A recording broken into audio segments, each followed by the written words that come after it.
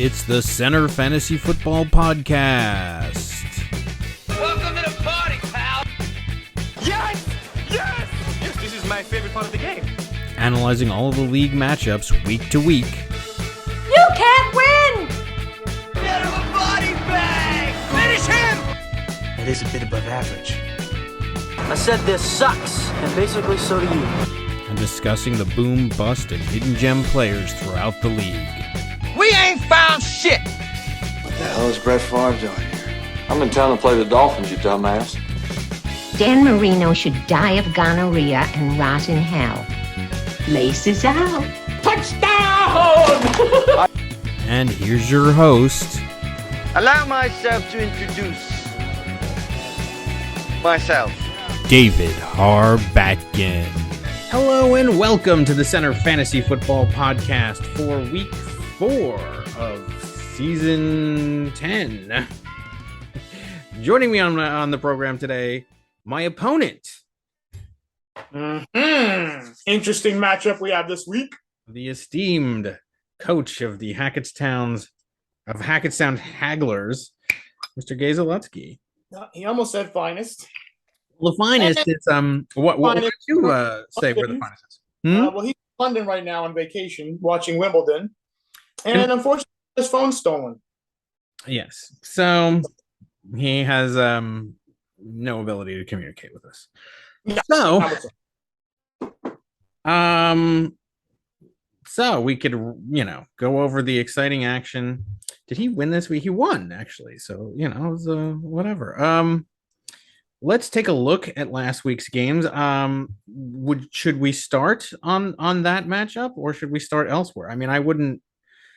We have our fan who I know is just dying to hear about himself. But we could wait and let him dangle on that one. Let's go over the finest game, because this is actually a pretty exciting game. One of the finest games of the week. Yep, with that menace Gronky Kong. Yes, but he was edged out by the finest 133.40 to 131.22. And this one basically came down to Monday night. Was it Monday night?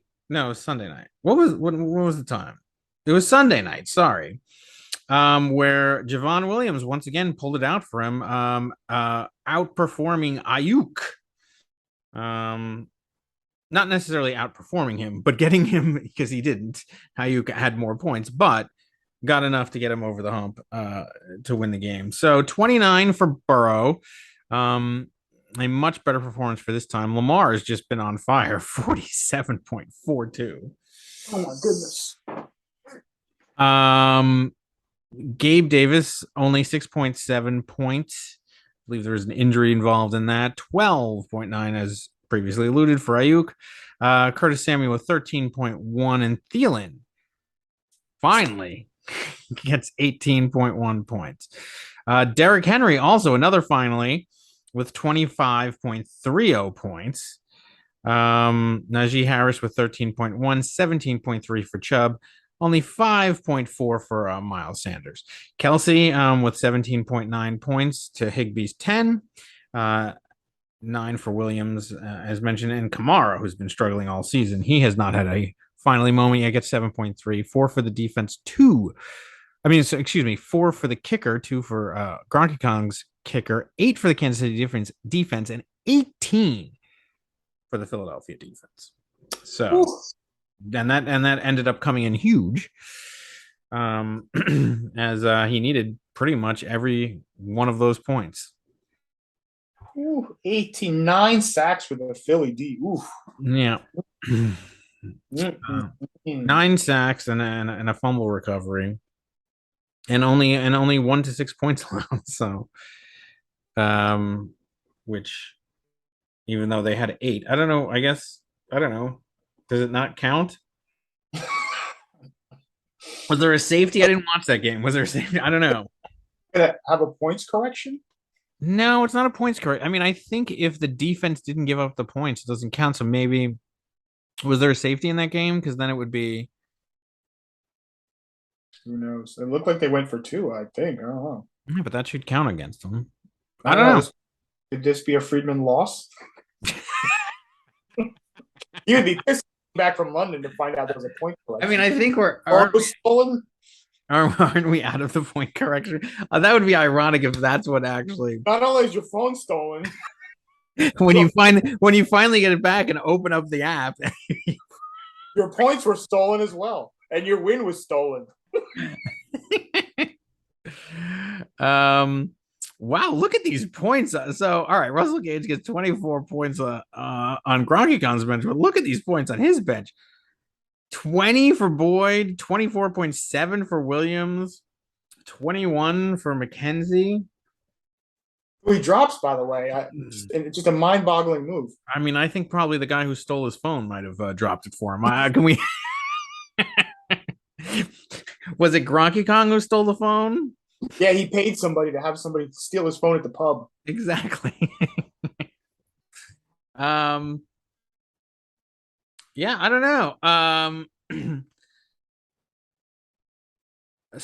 Yeah, I don't even know what to think about this game. I mean, finally gets a good performance out of his quarterback. He really, like, in this game. I mean, Thielen comes through. He really did in this game the kind of thing that I've tried to do this season and haven't been able to accomplish, which is have just four guys kind of carry you. And he actually had the fifth in the defense. So between all those things, that was enough to get him for the win. Gronky Kong, on the other hand, I mean, he's really been riding Lamar Jackson as far as he can. Like, he's getting into the low double digits on everybody else, but with Lamar Jackson putting up 50 burgers, it's helping him win or come really close in all these games. If Lamar has a subpar game, or if he's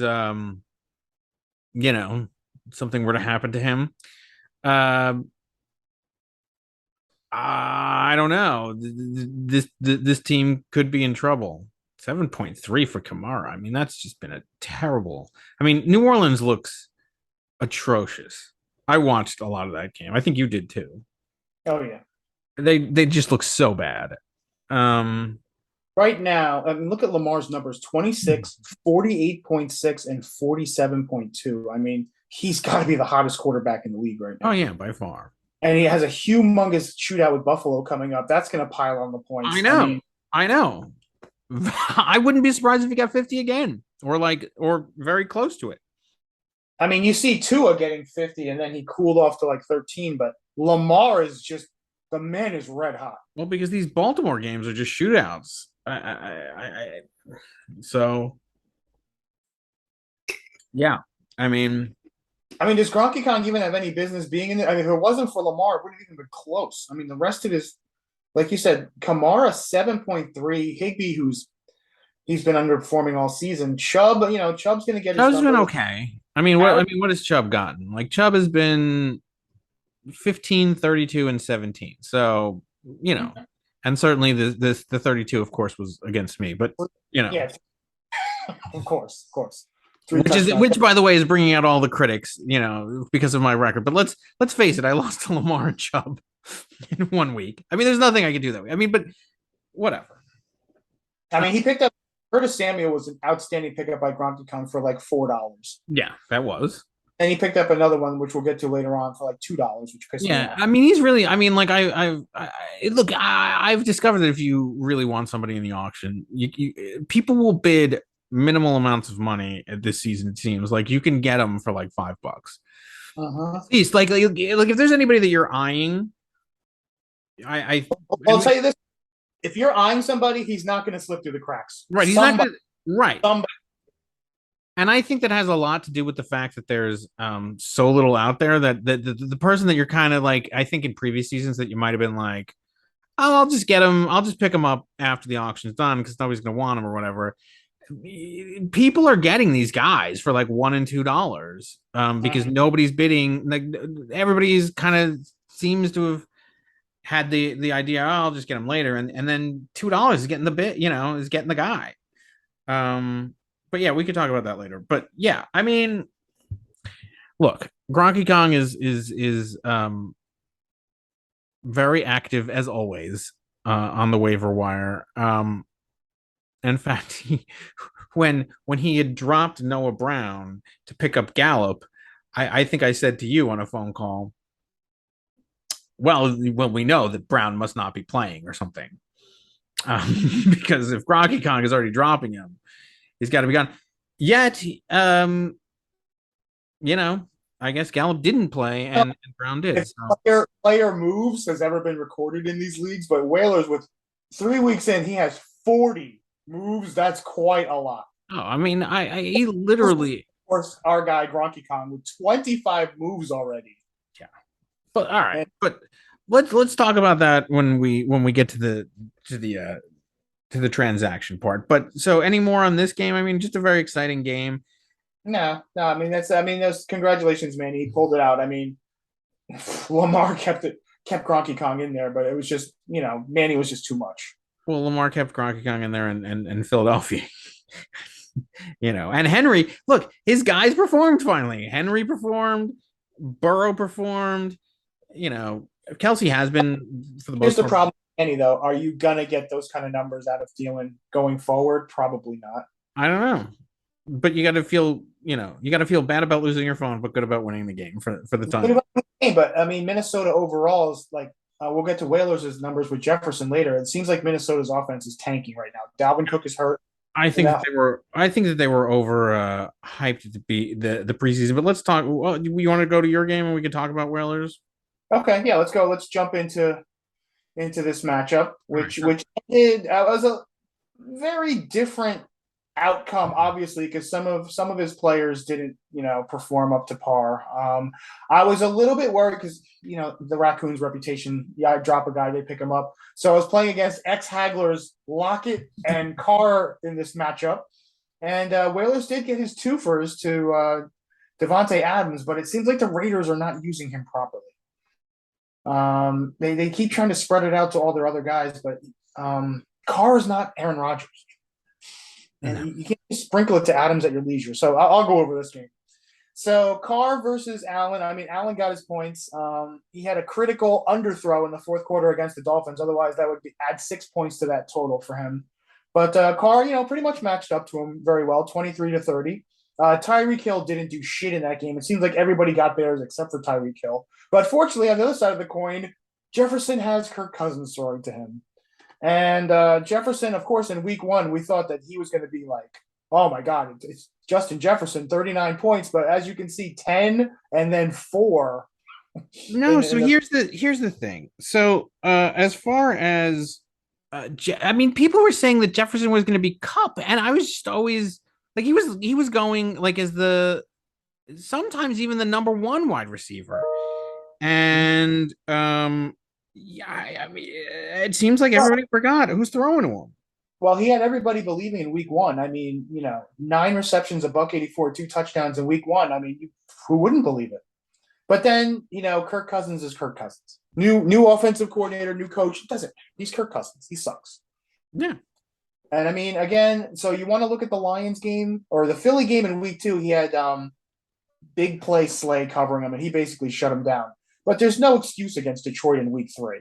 No. 3 catches, 14 yards for 4 points. I mean, Minnesota just is not a good offense. Well, and so what a lot of the preseason hype was about, and I've noted, and I think it's been more stark for me than it has been in previous years. But just so the players in our league that seem to be very heavily reliant on their the podcasts or whatnot, the latte picks that they're listening to. So, all right, the reason why Jefferson was so high was because the Rams offensive coordinator went to Minnesota, and everybody started to assume, well, then naturally Jefferson is going to fill the role that Cooper Kupp did, in LA. And I think that is, and I've just really noticed a lot of how the conventional wisdom on a lot of things, and look, I've fallen victim to it as well, certainly, but how a lot of that, people have been very reliant on that kind of information, maybe to their detriment. But I've also noticed, like, just through little things where I'm starting to see where people are getting their information from.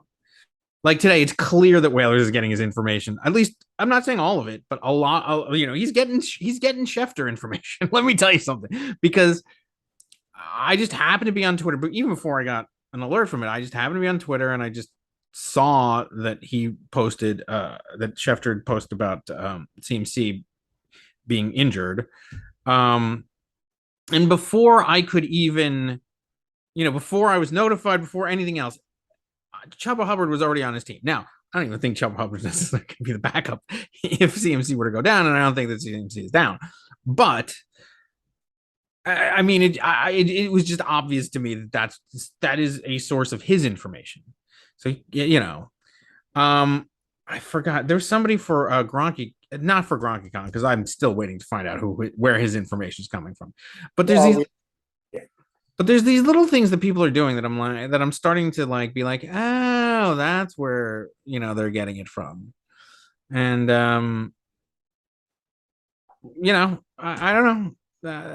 Just a commentary on that. But anyway, go back to the analysis of the game. Yeah, okay. So that covers Jefferson. And Devontae Adams, like I said, the Raiders, I mean, they just don't have the smarts to use somebody like Devontae Adams. I mean, he had such a connection with Aaron Rodgers. I mean, but that develops over time. Derek Carr is not Aaron Rodgers. And I mean, the Raiders offense is just they're not sophisticated. I don't think that Devontae Adams is necessarily a great fit for them. I think when Randy Moss went over there, just bomb it down the field, that's the Raiders' philosophy. They just don't have the plays and the schemes to get Devontae Adams open. Plus, they have Waller. Plus, they throw it to, I mean, Renfro's injured, but this guy Hollis had a big game.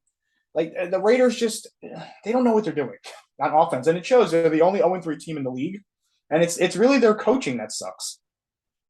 I've seen a lot of bad coaching, by the way, over the course, just in general. I've seen a lot of bad coaching this Oh yeah. I can certainly tell you my quarterback is dealing with some bad coaching. Well, Russell Wilson? Oh, yeah, absolutely. So then Adams goes up against, who's this guy? Garrett Wilson, who I picked up. Garrett Wilson, I mean, he took a shot in the game. He was out for a little bit of most of the third quarters. He still ended up with 12 points. But again, he's got Joe Flacco throwing to him. And that offense was horrid. Watching the game, horrid. I mean, Wilson could be a legitimate good player, but he's got the Devontae Adams problem. Poor quarterback, poor coaching, poor system. Well, I mean, Zach Wilson is supposed to come back this week, so maybe that'll improve him. Interception last year. We'll see what happens this year. I'm just saying maybe it's an improvement from Flacco. Although Flacco, the first two games, really was performing well.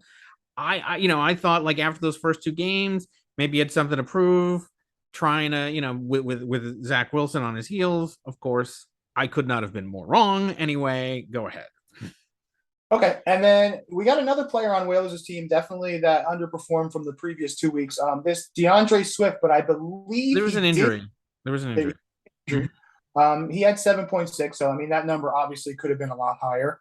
Versus now, surprisingly, one of the strengths of the Hagglers, which we weren't going for because we were going for those 3 wide receivers, there's a couple of running backs that we always seem to play the wrong one, as Singletary on the bench got 24, but Hilaire, Edwards, and Patterson both came through this week, 14.9 and 22.3. Patterson, my man. Yeah, Harback's been harping about Patterson the whole time. I was a little bit pissed off last week with 4 points, but that's sandwiched in between 22.6 and now 22.3. So, I mean, Patterson could be a legitimate guy. Akers, of course, I was a little bit worried with that Wales would throw one of those. You remember at the end of the Bills game, that coordinator that smashed his laptop? I mean, at the halftime, Akers had -1 point.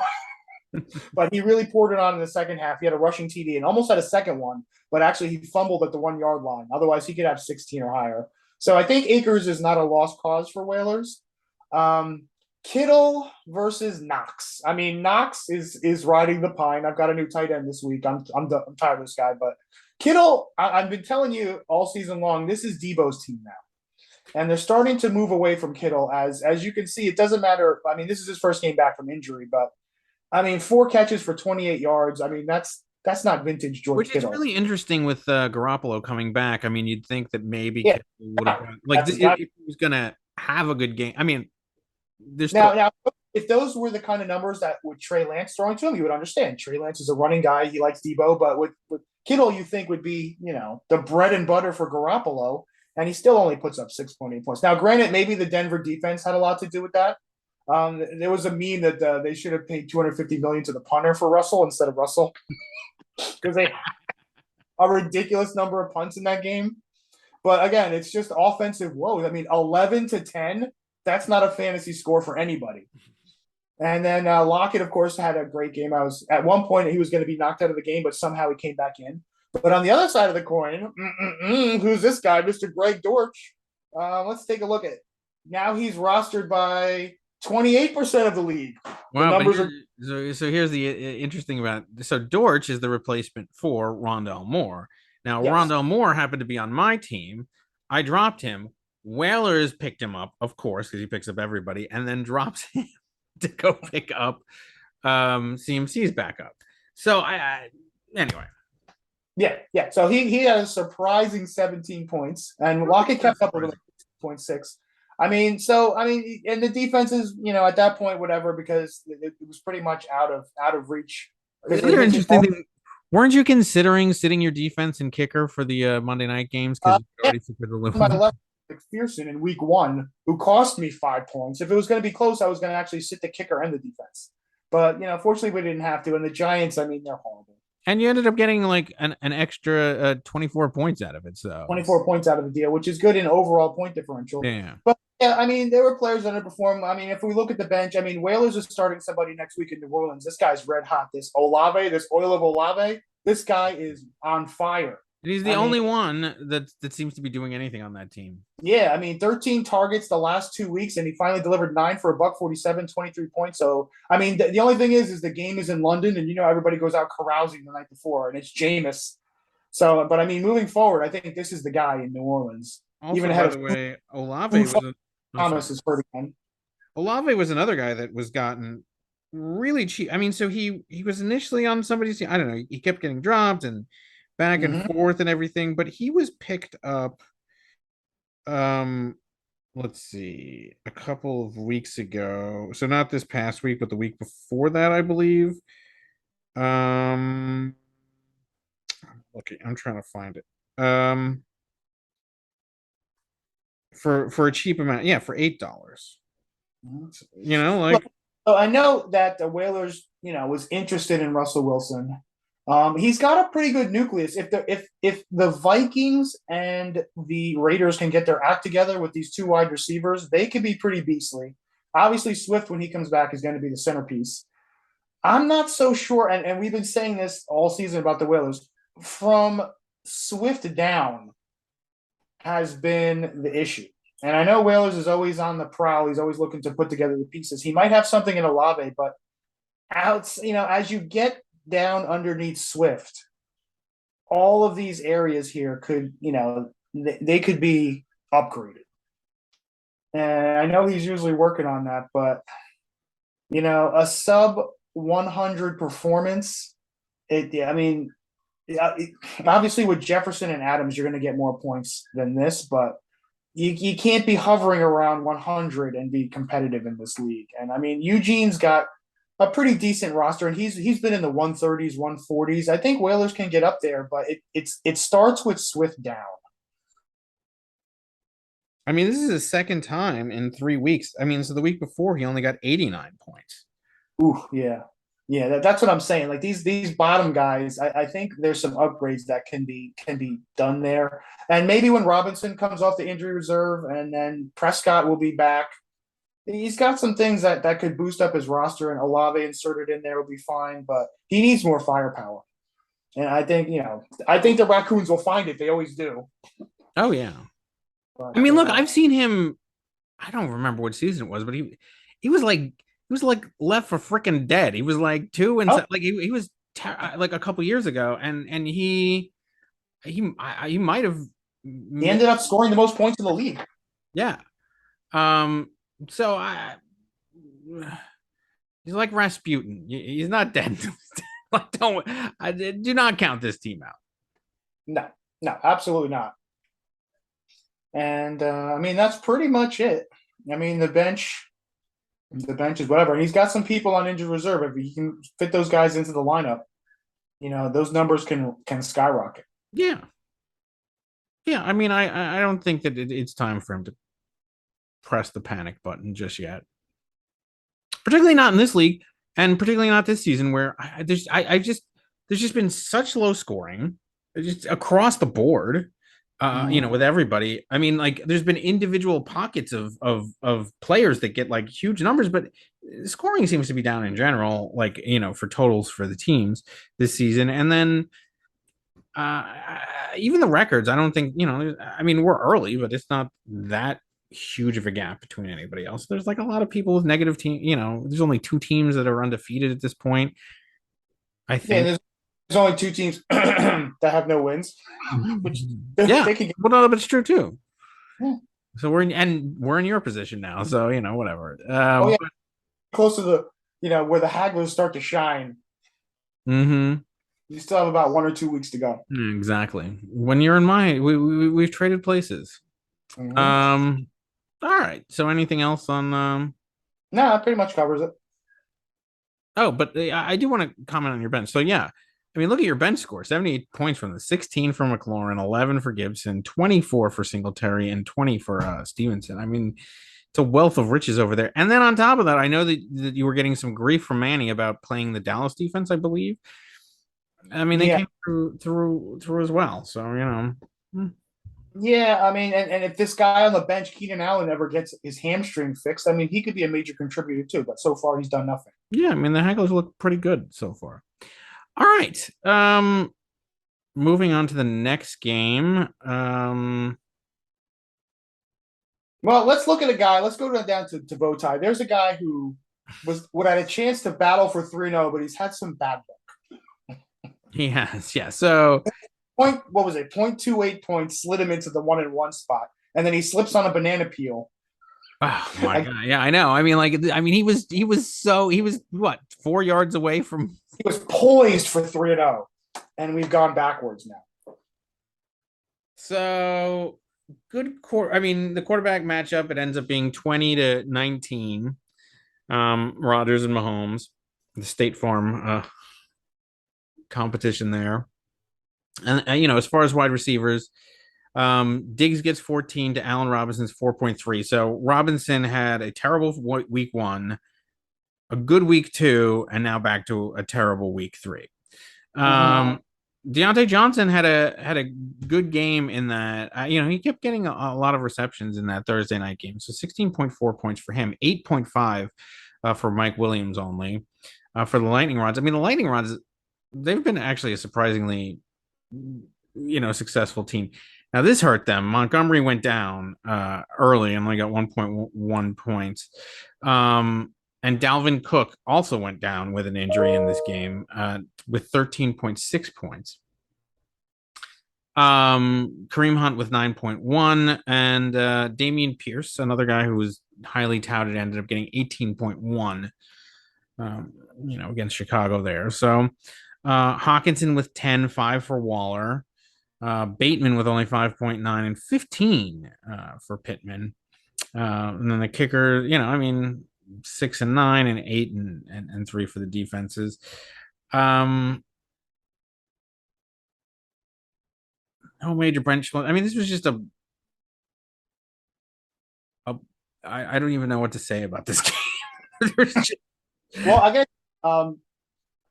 Bowtie didn't really have too much to overcome. Your opponent gets 102.2. I know. I mean, and you muster. I mean, you could barely muster 85 points. I mean, that's just a missed opportunity right there. I mean, that's anytime your opponent's in like near the 100 range. I mean, with Mahomes, he usually gets half of that. It's like week 1 against me. Unfortunately, he blew up for 44, but he's been on the decline. 21 and then 19 for Mahomes. 19. I mean, that's pedestrian for Mahomes. Mm-hmm. Robinson, I don't know when Bowtie is going to get this guy out of here, but so we got 15 in week 2 on the back of a touchdown. Yeah, with a touchdown, right. So DJ Moore is suffering from the Baker Mayfield effect greatly, 2.5 points on the bench. And he doesn't really have any other receivers. So the receiver market right now is not looking that good. So I really don't know. Maybe he slides up Bateman. Well, I won't say that the receiver market's not looking that good. I mean, we had the guy that we were just discussing who was gotten for $2 or whatever it was. But I mean, you're gonna have to spend some fab if you're gonna want to get these guys. I actually think that there are opportunities out there, but I don't know. I don't know. And what's happened to Darren Waller? Like he was pretty decent. So he was great. He was great. I want to say 3 years ago, whenever I had him, and then the year after that, hockey picked him up.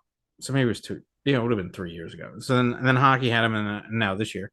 And so the year that hockey had him, of course, he got the Wakanda stank on him, and he ended up not doing well. And then this year, same kind of thing. Like so, because like last year, I think Renfro took a lot of the receptions from him. I mean, and now you have Devonte Adams there, and you have this new guy that you're talking about. Like, it's like they want to go anywhere but this guy. Like, so like the first season that he was there, they pretty much wanted to only go to him. It seemed like because there's nobody else in the Raiders. But yeah, I don't know. That's what's happened. There's too many options. I don't know. Lightning rods with Stephon Diggs. I mean, Diggs has cooled off finally, but he was red hot. He'll still be hot. I mean, And with Montgomery out, I mean, Michael Thomas out for food fighting. I mean, Gordon. Melvin Gordon still got 16.5. And frankly, that Denver, as atrocious as Denver is, they do give it to their running backs. Mm-hmm. Yeah, I don't know. He's got Chase Edmonds also. So. Chase Edmonds, that might be the solution on the bench. But otherwise, Bowtie's got some things he needs to look at right now. Yeah, I mean, yeah. I think if I'm looking at this, like these are two bad scores, but I think Bowtie looks like he's in a little bit more trouble, especially with Cook going down and him not having Madison. Mm-hmm. On the shelf, maybe for. I mean, they're saying he'll play, but trust me, I've had my share of Dalvin Cook. When he's injured playing in a sling, he's done. He's done. You're going to see a lot of Madison. I mean, Josh Jacobs is that what it is? Josh Jacobs? Yeah, he's a quick fix for Dalvin Cook. That's fine, but this guy's got some wide receiver issues. Yeah. And you're carrying around two defenses. Like you hate backup quarterbacks, so carrying around Stafford and Mahomes is pointless, according to you. And carrying around two defenses is pointless. I mean, he's got two spots here that he could use to go get somebody. Yeah, no, I know. He's certainly not hurting for positions. And let's just look, and as much as I hate carrying around two quarterbacks, I'm doing it now too. So I'm a hypocrite when it comes to that. But I do think it's stupid, generally. And I don't think I'm going to be carrying around. We'll see. I'm not ready to throw in the towel completely on Russ, but I'm not ready to play him. So, I might deal with him. We'll see. All right, so move on to a score even lower than Bowties. Let's go to Wakanda.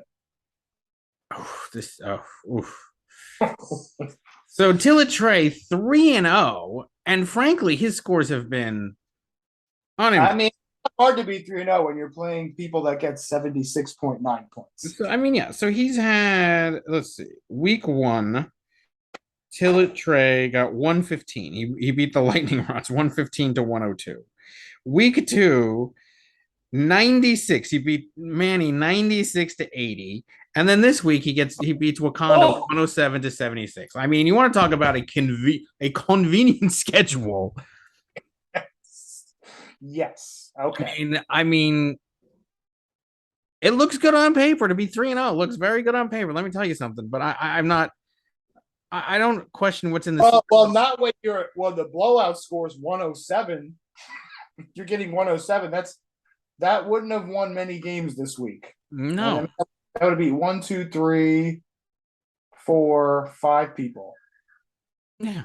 6. Okay. Yeah. I mean, it would have. This is a low scoring week, but 107 in a win, you're very lucky. It's his second highest score of the season, though. His first highest was 115. I don't think he's cracked 120 yet, and he's 3-0. He's 3-0. Like you said, very, very convenient. Let's go down the list here of atrocities. The list of atrocities. Look at these numbers here. First of all, Carson Wentz, he's got to go. I mean, well, maybe not so. I mean, he got 35 in week 1, 33 in week 2. So, it's reasonable to believe. Why wouldn't you keep playing him? But at some point Carson Wentz the stank is gonna overtake the numbers, and it was this week. I mean, who they played? They played a tough defense in Philadelphia. That's fine. I mean, Kirk Cousins, serviceable for Dr. Hockey. I mean, after that Tua burger, and he left the bench last week with 50 points, he still goes with Cousins. I mean, this week it was probably a smarter move as Tua only got 13. I mean, Dr. Hockey's big weapon, Jamar Chase, big Indian uprising, 12 points, 10 points the week before. I mean, 28 points in week 1 versus DK Metcalf. Surprisingly, Gino's no joke out there. I guess he's reading the Russell Wilson hype and he wants to do something. Amari Cooper, who's been surprisingly good for Chilich, has been his best player, actually, 25 and 23 the last 2 weeks. And then versus Lazard in Green Bay. But I mean, hockey's problems, I mean, there are plenty. I mean, I mean, the number one pick, the highest paid player in the league this year, Mr. Taylor. Mr. Taylor, who's maybe he's injured, maybe he's not, probably not. I mean, 27 in week 1. I mean, it's the Justin Jefferson effect from week 1, right? Oh my God, this guy's going to blow it up this season. But then the next 2 weeks, he sputtered with 7 and 12 points. That against, I mean, Joe Mixon was subpar, Fournette was subpar. I mean, let's just say the rest of this list, we can sum it up by saying subpar. 1 point for mustard. I think hockey has to switch condiments. Okay, I'll GoDirt.com, 11 points, whatever. Fryermuth, who I recommended, he cooled off a little bit, but I mean, hockey. This guy Burks, 3 points for Burks. I mean, what did he have? I mean, 8 and 3 versus Carter with 5. I mean, this is just a battle of ineptness as you go down the list. 2 with 6, and then -1 for the Giants, and at least 10 points for Baldo. And that 10 points actually was huge in this stinker.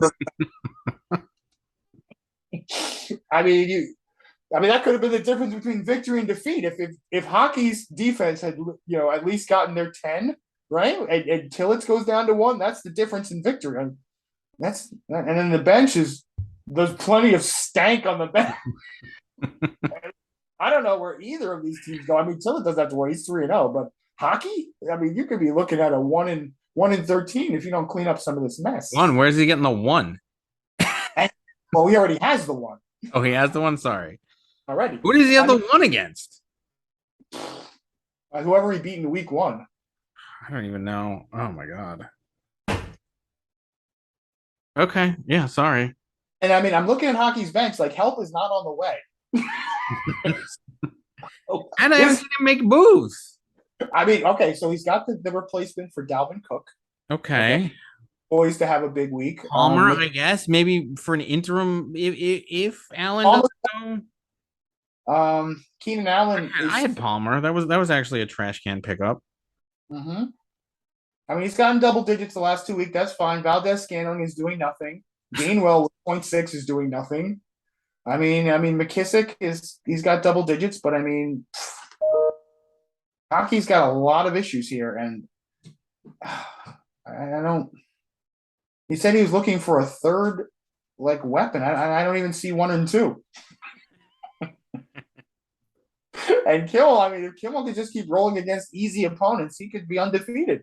Yeah, I don't know how long that's going to last. Just to give you a an idea. So Tillett for the points against this season. So obviously Tillett has the least points against all season long. Mm-hmm. How only 260 points against 3, okay? All season. What? 260. So what does that average out to in 3 weeks? That is, his opponent scored an average of 86.6 points. Right. Now let's look at the person who has the most points against, which would be the 1603ers, 411. Ooh, divided by 3. So your opponent scored an average of 137 points against you per week. Yeah. So I wouldn't necessarily the desperation versus hype train, But and by the way, Whalers 372 against. So I mean that's still pretty high. Mm-hmm. I mean, yeah. Zamunda had a very high score against 402 as well. The only thing is he's had 295 points scored for. So I mean, he has he's down at the bottom of points scored as well. So like it's a little bit different there. Wakanda has scored the least amount of points all season long, 269. Zamunda has scored the second least amount of points. The fourth least amount of points scored all season is Tillett. And he's 3-0. Yeah. And in second place. Wow. Okay. Okay. Well, hopefully Tillett can keep rolling against. Whereas you look at the bottom three in points against, you have Tillett, you have the Lightning Rods, and then you have Eugene. Wow. Perhaps that's why, and I have to say, I've been quite proud of the fact that he's not rubbed it in too much that he's won, but maybe there's a little nervousness hiding behind the bravado or whatever, because I don't think that he I will give this to him. He has had the most points all season long, by far. Actually, he has 420 points for. The next highest is you with 388. So that's Eugene. Yeah, that's Eugene. So look, he's undeniably in first place, and he's the only one that actually has scored anything. Like second place, whatever. But well, here's the problem with Tillett. But he's also benefiting from not having to have. If he starts to get some L's, Tillett, he's going to be on the wrong side of points scored, like head to heads. Yeah. So wherever bracket he's in, he will most likely be at the bottom of that section. Yes. Regardless of record. So, if people start catching up in wins, he's going to have the problem of points for. Right, which is why he needs to start racking up. Look, good for him. He's racking up the wins when he needs it, but he needs to keep doing it. If he could add to it, then you're right. He's going to be at the bottom of whatever bracket he's in. But if he can continue to stay at a higher bracket of wins, then it's not going to be relevant. But with this kind of record, I wouldn't get too. And he's not. Certainly Till is pretty quiet about these kinds of things, but he needs to keep winning, or he needs to start supplementing his scores and getting, because it will be a problem as it goes down the line. Potentially. But right now you're 3-0. Winning cures everything. Yeah, exactly. Well, all right. All right. Well, moving on to the next game, Nick and Jamie versus Zamunda, who we just mentioned, who happens to have the second lowest amount, or sorry, the second most points for. So only 295 in the season, but his opponents have been scoring 402 against him. So the worst combination of everything for him. Yes. So 127.86 to 91.34. Has he cracked 100 yet? He's 0-3. Let's see. Week 1, 86. Week 2, 117. So he has 1 week where he did crack 100 with a 117. So this is tough. So first of all, he was rolling with Trey Lance, and then that was bad enough. So he gets his replacement Jimmy G, and gets 10 points from him, going against his former QB, Kyler Murray, who only had 13.36. Look, Nick and Jamie, we've been making fun of them all season long, especially with their ridiculous lineup. But that only plays in 2 games. Essentially, what is it? What do we say? The Cowboys and Cardinals. Mm-hmm. But it's working. I got 127 points from essentially 2 football games. So 22 for Lamb, 28 for Marquise Brown.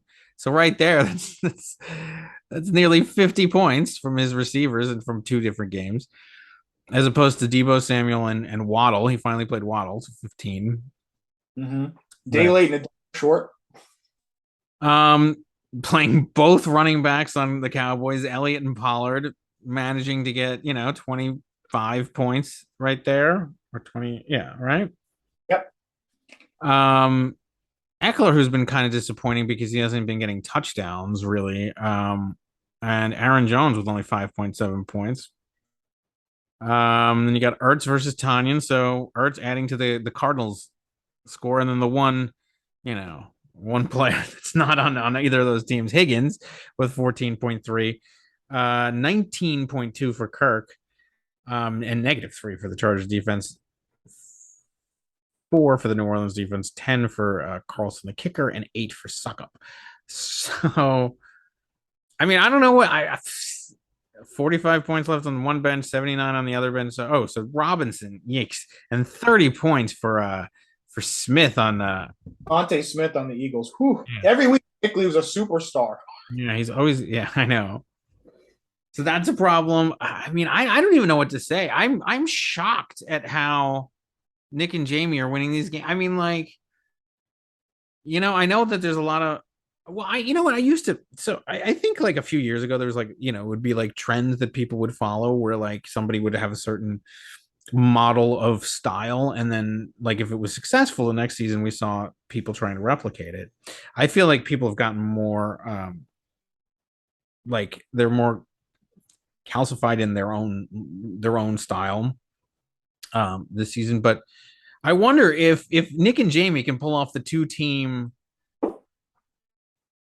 success. I mean, like, do people start to replicate that? I mean, like,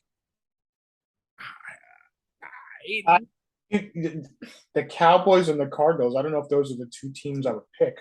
I'd probably pick the Bills and the Chiefs, but Nick and James to be rolling with this two team extravaganza. I mean, it makes sense. You don't even have to buy NFL ticket or whatever. You just just buy the package for those two teams. It makes it easy. Mm-hmm. I mean, rolling out both running backs for the team. I actually think that like, what other teams could you even roll out both running backs for? Maybe the Packers. Yeah, 5.7 for Jones, and what was it? 5.7 for Dylan. It's not the same. I don't know. Maybe the Jaguars with Robinson and A2TNA. Maybe, but there's very few teams that you can get away with that with. And I mean, Nick and Jamie, I mean, they're going to have Mike Evans back after his unsportsmanlike conduct. They got this guy London from Atlanta on the bench. I mean, Nick and Jamie do have the ability to go with other players. They're just locked into one game, one or two.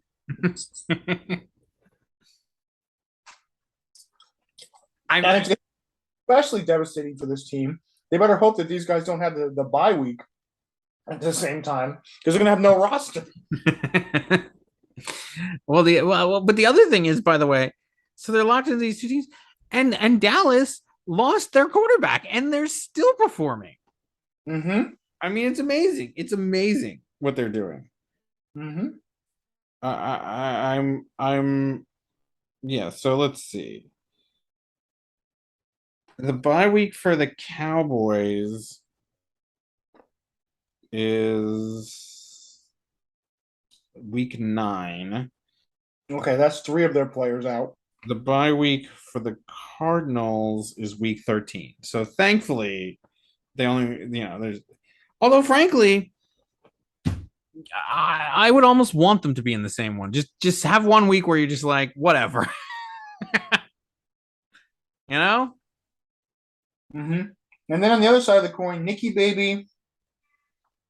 I mean, if he could just put together that roster. If he would have had these two guys, if he would have had Smith and Robinson going, that's 50 points added to his total. And frankly, you swap him out for Jones and who did I say? Smith. I mean, Samuel or something. I mean, there was, let's say Samuel. So it's 40 points basically. It still gets him the win. He had it. He had the potential to win.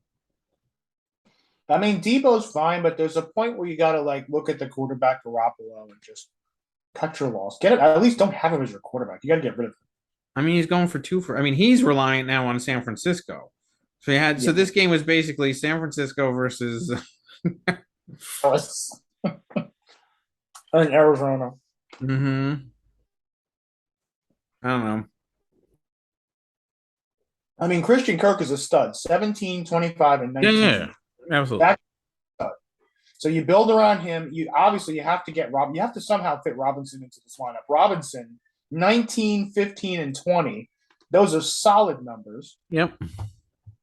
And I mean, obviously we know about the Waddle blunder from last week, 40, which would have easily beat me because I Yeah, played nickel. but I tend to think that the Waddle thing had more to do with them playing Baltimore. All right. Yeah, so against a better secondary like Buffalo, he's got 15. Mm-hmm. And then Tanyan, you can certainly dive into the market and find a better tight end than He that. could have gotten the tight end that you ended up getting. When you know, No Joku. mm-hmm. No Joku, yeah. All right. I mean, like, yeah, no, I just I'm baffled by this season. Like, I just things are not going. It's just up, left, down, BA, start. It seems like this. I just it's all over the place. Yep. And I think you can dump Fields. I mean, Chicago's clearly going to be a run first team. Justin Fields is garbage. Who has Fields? Nick, I mean, when your quarterback getting 4.94 points, Why is he even taking up a spot there? Yeah, exactly. Okay. Trust me, the second I could drop Flacco, who got a 3, he was dropped. Like what? I don't. Okay. I mean, Nick has some pieces. Oh yeah, he's got the. You just. I mean, the shelves at or the back room over at Zmart is packed. It's just they got to bring it out to the front of the store and put it on the shelves. Zmart hasn't been rated yet. Yeah, they will after this podcast, I'm sure. All right. That brings us to the fan. Brings us to the fan. Ooh, the fan opening up a hickory can of hickory on Dave Arbakin. Quite so. Yeah, 140.9 out of 100. I'm glad we made it to just the 100. The extra kick in the nuts at the end was Shepard getting 9.9. So first, I mean, this first, I don't even know where to start. We can start with him. So Hurts gets 33, 17 for Sutton, who actually. So I mean, I still look. The trade was bullshit, and you could see by what Brandon Cooks got on the bench, 4.2.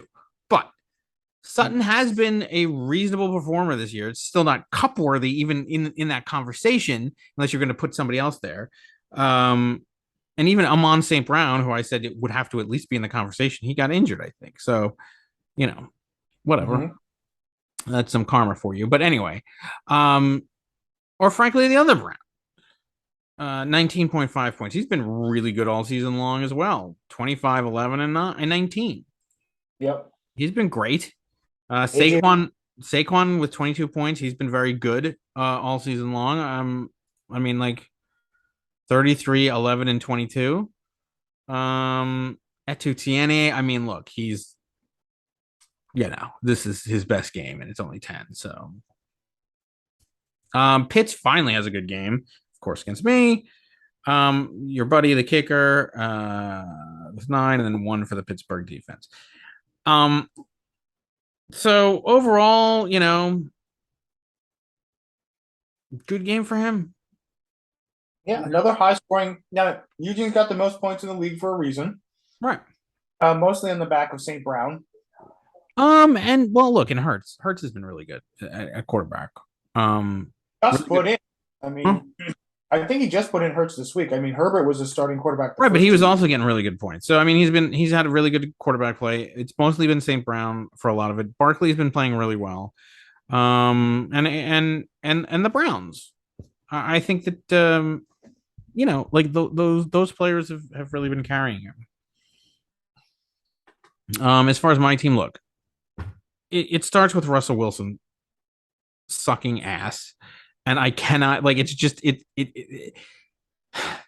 although he still got 3 times the points. It's Flacco. I mean that's, first of all, that's causing a problem. I I think he said something about in chat today. He said something about Shepard. Oh well, you lost Shepard now. You need help. I'm like, literally, Shepard was shoved in there because I picked up, or because Jacoby Myers got injured and I was supposed to play him, and then actually, the replacement that I should have had for him, I didn't end up picking up, and he ended up going off. But it didn't matter. I was going to pick him up, but then it doesn't even matter because what's his name goes down. Mac Jones goes down. So I don't even know if I want to, deal with any of that. And then you have Hoyer in there. So like, so that's a mess. The whole thing is a mess. Whole thing. I was about to say, I'm looking at your team, Dave. You will get Coach of the Year if you can make the playoffs with this group. You are easily in line for Coach of the Year. I mean, you've got Herbert as a solution, but my God, you're in trouble in so many spots. I mean, Andrews is a good piece. Obviously, Cooper Kupp, which they tried to pilfer off your team with garbage offers. McCaffrey will probably turn it around, but there are so many holes. I don't mind the holes though, especially when teams are only scoring people are barely cracking the 120s. The problem is that we're not either. I don't like. All right, so I've kind of already acknowledged from the beginning that we're gonna have holes. I just need about 10 points out of a wide receiver 2, about 10 points out of the RB2, and about 10 points out of the flex, which is not that much to ask, and then to have the guys perform. The big problem that my team is facing is the quarterback. And in so many years past, and look, and you even referenced it now, I think that it's stupid to have 2 quarterbacks. I do think it's stupid to have 2 quarterbacks, as I have 2 quarterbacks, but this is maybe the year where that doesn't hold, where traditionally that would. I mean, because there's actually not that much depth at quarterback for whatever reason. I usually there is. It's a barren wasteland out there. It's basically you either have Lamar who goes out and gets 50 for you and wins your games, or you have like Fields and Flacco who are going to throw 3 and 4 points. I mean, there's so many quarterbacks out there that are getting like 15. I mean, it's really yeah. This really. So right now, Eugene is accomplishing what you and hockey set out to accomplish with a second tier list of players. Right? He doesn't have. Wouldn't think of it that way, but he actually is. You know what I mean? Like he's got Saquon, Brown, Sutton, and Hurts are getting the job done. Both I agree. For way cheaper. He actually has. This might be one of Eugene's finest draftings as far as on a per play. It's like this is solid. I said that from the beginning.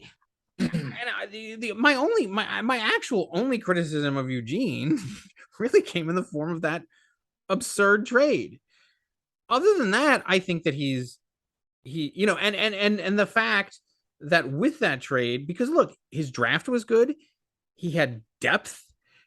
The fact that he had depth and wasn't willing to even offer any, was just lowballing and trying to throw out garbage. When you don't have to, when you have that kind of depth, you can actually go make offers for. I mean, look, I still am not going to give up superstar. I'm just not. But like maybe others, if you make the offers where you give them actual good guys, you can get a better return, and it won't matter because you could still fill it in with the depth that you've already drafted. His weakness is the fact that he's not. That he just wants it all for nothing. But other than that, I mean, he's coached extraordinarily well this year. Looking at his roster, and it's just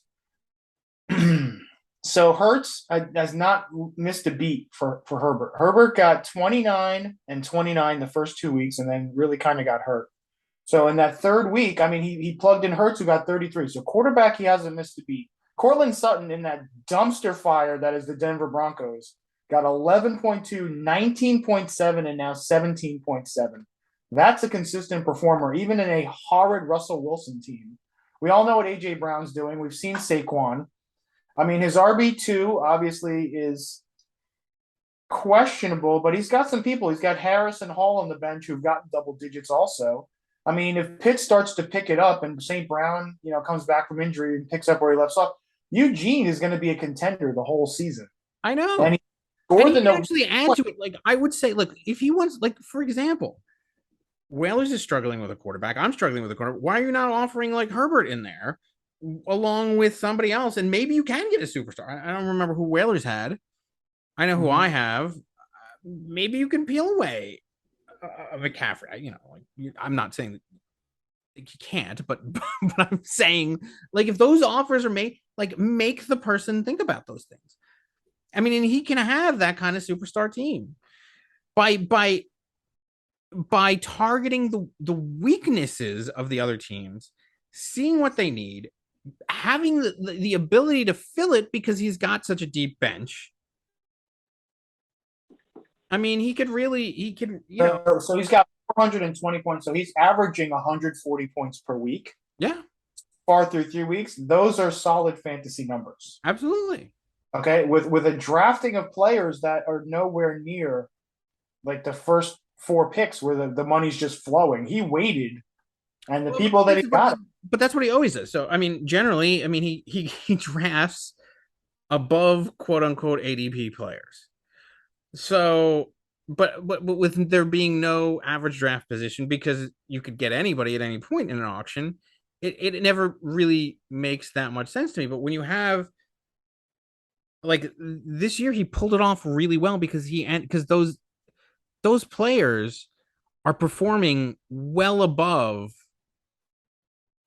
what they might in other in previous almost years. to a man down the list.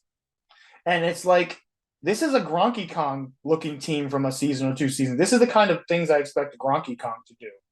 Yeah. But you know what? It's Eugene who's actually put this team together, and I have to tip my hat to him on this one. I would have said that these players were meh, but they're all performing this season. St. Brown's going to be injured, it looks like, so I don't know if he's going to be back, but I mean, which, by the way, so I mean, so then that's the other thing. Like, if you're, so he has the depth, so he could easily fill in somebody else. So maybe you just say, screw it, I don't need, I'll throw out a luxury trade offer. If I get him, I get him, which is what I think he's doing. I think he's saying, well, let's see if I can get one of these, superstars. If not, I still have a lot of depth at my positions. I don't even have to bother. And so really, I mean, look, I can't really fault his strategy that, at all.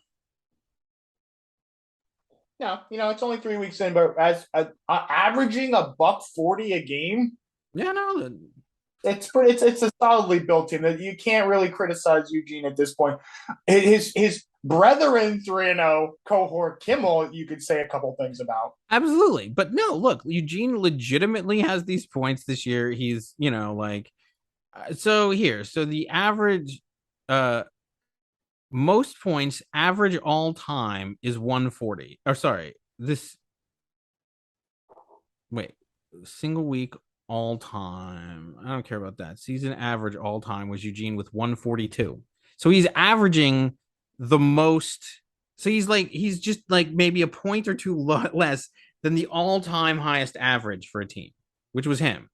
Right. You start churning out 140 performances, you're not going to lose many games. Which, by the way, could have been me. I remember, if you remember that season, that I jinxed myself like in the last week. I don't remember exactly what happened, but I missed it just by that much because I really wanted it. But yeah, so he holds the record for that, and he's right there. Yeah, he's right there. Again, he's where he needs to be. He's got to feel good about his team. I think that there is some necessary confidence. Saquon is out McCaffrey. I mean, you look at his week 1, 33, week 2, down a little bit to 11, and week 3 is 22. I mean, those are McCaffrey numbers the last couple of seasons. Yeah. And then you look at McCaffrey, he's middle of the pack, 15, 16, and 13. And is Daniel Jones that much better than Baker Mayfield? No. I mean, I don't know what it is. I I mean, think no, I think that the difference is the Giants actually want to get the ball to Saquon, whereas watching the if you compare the overall teams, I mean, the Giants are not that much better than the Panthers. yeah, but that's not necessarily that important. It's the players themselves. I look. I think I'm actually surprised at how well Sutton is doing, particularly on a really bad Denver team. I'll give it to him for Hurts. I think that Hurts, he was one of those latte picks that I just didn't have faith in, but he did, and he got him, and he's performing well. I think, you know, I liked the St. Brown pick from the beginning. I just didn't have enough money for him. I think he's done a lot of smart things this season. I mean, And like I said, and maybe even the trade, because I can't tell with his psychology, maybe even the trade that at least because I only know the one that I've been offered. I'm sure that there's been others that have been thrown out there, but maybe that is. I'll just throw it at the wall, and if not, I have enough depth that I don't care. I don't need him, but I'll try to get a luxury pick if I can. And in which case, you don't fault the guy. I don't know. No. I mean, so far 3-0, scoring $140 a game. I again begrudgingly very little criticism of Eugene at this point. He's doing a good job, and he's being relatively quiet too. Mm-hmm. Very un-Eugene-like. He's having success. He's offering a ton of shaft upgrades. Quite frankly, he has no reason to. Yeah. I mean, it's one of those rare times that you could actually. I mean, legitimately give the fan his due. Yeah, his due. Yeah, look at the all the scores combined. Like, look at all the scores of all the games this week. I mean, he's towering. 140 is just towering above a lot of these things. I mean, you could say that the numbers, whatever. I mean, are low in the league. He's still been up there all the time. So, there's very little criticize with him at this point, which will just feed his ego, which will make him much more criticizable. But in the meantime, even that we've done, I think that we've actually kind of praised him a lot the last few weeks, and still hasn't really. I don't know. Maybe he's turned over, Yeah, I mean, I don't really see if you're cranking out $140. I don't really think you have many problems at this point. There's nothing really that anybody can say. They just shut up so they can crank out 140 themselves, which we certainly can't. Exactly. All right. So that's it for the review of last week's games. Let's take a break, and on the other side, we'll go over the upcoming games as well as the pickups and free agency and the standings. So we will be right back right after this.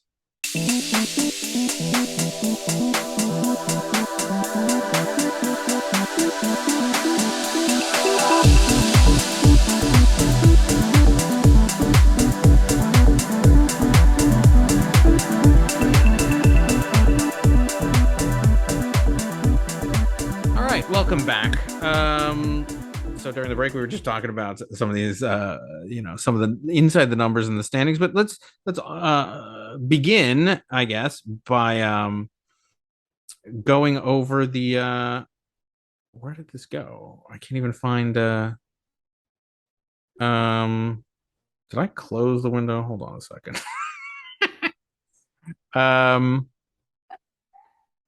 Let's see something. I might have accidentally closed. No, I didn't. I don't know why it's not was not available. All right. You gotta love the technical prowess on this show. There it is. Great. Let's go over the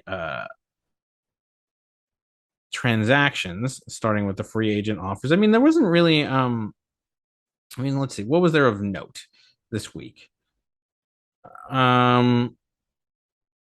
Well, the free agent bidding was Yeah, it was very minimal. So it was only two. Dobbs, wow. Both Whalers and Gronky Kong bid $21 on Dobbs. I mean,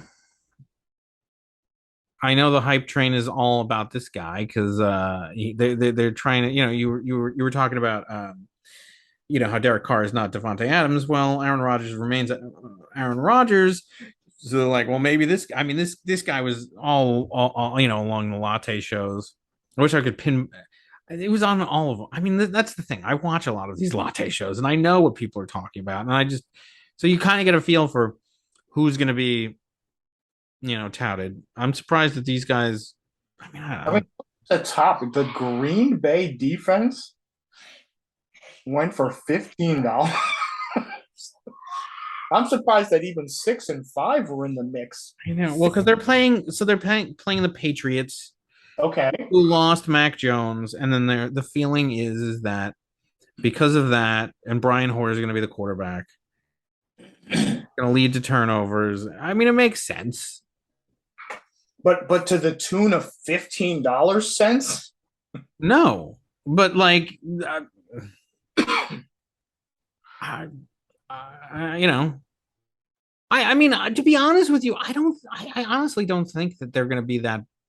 I mean, look, you can play the tape back, and I'll probably be wrong, but I don't think that New England's going to be that bad.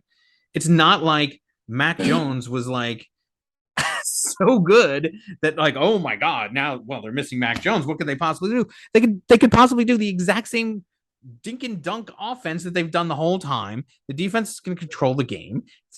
I really honestly don't think that I don't think that no, I agree. I don't think that it's worth $15, and I don't think um no, I don't think that New England's going to be that bad. Maybe I'm wrong.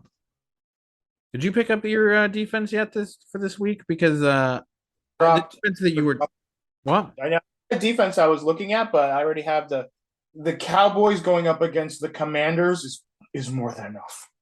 Yeah.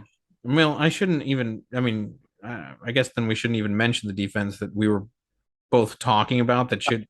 Nobody's gone after them, but we'll see. We'll see. You and I all know which one it is, but like, yeah, I mean, that's the one. It's the one that I do actually think. In fact, here I will. I'm going to write down. Let's see on this paper right here. I'm going to write down the defense that we think is going to be. Sorry, I already crossed one out. So there's going to be a little crossover. It's going to make it look illegitimate. No, let's throw that out. This is the defense. I'll reveal it next week of the team that I think is if there's a way that I could hermetically seal it or something, but yes, this is the team defense. I'm going to put this aside. And this is the defense that I think is that we were both talking about. That's supposed to be really good. I'll pull it out next week so you can see which one I think it is. You and I have both talked about it, but we think one of these teams is going to have a monster week. All right, we'll see if we were right. Yeah. All right. So then, like, all right. So let's look at some of the. So you pick up Njoku, which, by the way, for free. Shocking. So that's a good pick. All right. So let's go over. Wait. So but there were some waiver pickups where nobody bid. So there was, so we could start there. So nobody else. Oh no, wait. So Dobbs was picked up. Mac Hollins. So was the other guy that you were talking about in got 29. Right. So he was picked up for 15 for Darrell Henderson. Then Trevor Lawrence picked. All right. So Nick dropped Garoppolo, picked up Trevor Lawrence for $10. Good pick there, I guess. I mean, especially with what I've been saying about the quarterbacks. Maybe I should have gone for him. The Denver defense picked up by Gronky Kong. Denver going against San Francisco. Okay. Zay Jones, this is the one that you really wanted. Picked up by Gronky Kong for $2 for Yeah. I had Zay Jones. I mean, he had a good game, but we'll see. I mean, like, so I mean, the thing I will say about Zay Jones is the first game I watched him, they were playing the Commanders, and he kept getting targeted over and over again. I picked him up. He did terribly next week. I dropped him, and now he has a good game again. But also, the Commanders are a terrible defense, so I don't know. We'll see how good he is. Whalers, of course, picked up Darrell Henderson, which, given Cam Akers, I think actually is a smart pickup for him. He can actually finally play Henderson. He's short up. See, like there's the raccoon shoring up some of it. He also picked up the Indianapolis defense. Who are they playing this week? Tennessee. I mean, if they could stop the run, they'll have a good game. Sure. I don't understand. So this is the move that I don't understand at all, which is why whatever. But Manny drops Isaiah McKenzie, who just got 21 points, and who is playing the weakest defense against receivers this week. I don't. I mean, he would have 28 or 29 points, but for Josh skipped it to him in the end zone on the final play of the game. Sure. For KJ Osborne. Because Osborne had one. I mean, like, I don't understand this. Like, what did Osborne even do? So he had 8 targets, 5 receptions, 73 yards, and 1 TD. So it's 18 points. That's a good game. 6 of it from a TD. I just don't, and you're still dealing with Kirk Cousins. Is that to replace Thielen, who also, by the way, had a good? I mean, like, why? Like, you've been so annoyed with Thielen all the time. I mean, I'm just gonna chalk this up to the British robbers. I just don't. You're already frustrated with Thielen. Now you're gonna go pick up another Minnesota wide receiver and dropping somebody who, Gabe Davis has been, at least the first week. I've seen this guy Rondale Miller thrown on the team and thrown on. He's a team. It's the league's hooker. He's my hooker. He's my personal hooker. Oh wait, Rondale Moore. People just stash him and they get rid of him. Well, get rid of him. They get rid of him. Well, so, everybody's team. Yeah, that's right. Whalers picked him up. What's going on with Rondale Moore? Whalers picked him up to drop. So I had to. First of all, he's been in my IR spot, but he's finally given a questionable tag. So I was like, all right, kicked out, and then when he goes back on IR, people just grab him up again. Yeah, well, but he also dropped. He dropped him for Chuba Hubbard because of the report. I mean, let's see. Does it even say anything? Yeah, it doesn't even say he's not gonna play. I mean, and then Chuba Hubbard will be dropped. I've been here before. It's like when I have Eno Benjamin, by the way, and then it ends up. So Eno Benjamin, by the way, has been getting for the backup bad, like 8 points, whatever, 6 points, stuff like that. But then when Connor actually goes down, they put in the other guy that gets nothing, like another Williams, one of the 50 Williams that are in this league or something. So I mean, you picked up Hubbard. It could be Deontay Foreman. That ends up being the handcuff. You have no idea. I just not that he's dropping anything. He's dropping Rondale Moore. It's everybody's favorite drop anyway. So whatever. But yeah. So that's it for the transactions. And how many moves did you say that he made this year so far? 40 roster moves. 40 roster moves, which just eclipse. I mean, so Eugene only 4. Lightning Rods have made 1. Clever Name Pending has made 0. So the Whalers has made 40 more moves than him. I mean, yeah. So then, yeah. Now looking at the standings. All right. So you have Dave Secret Crush at the top. Well deserved there. But then you have Tillett Trey. 3-0, and I would be much more concerned. with 101 more points than the second place team.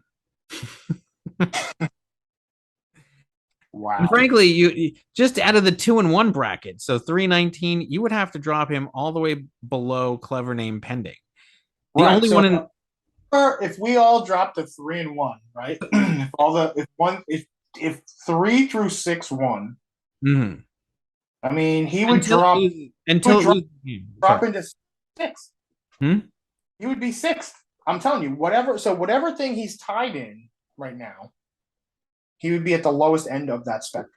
Right. So he wouldn't be in a, he can't even match up with any of the 2-1s. And then in the 1-2s, he would go all the way down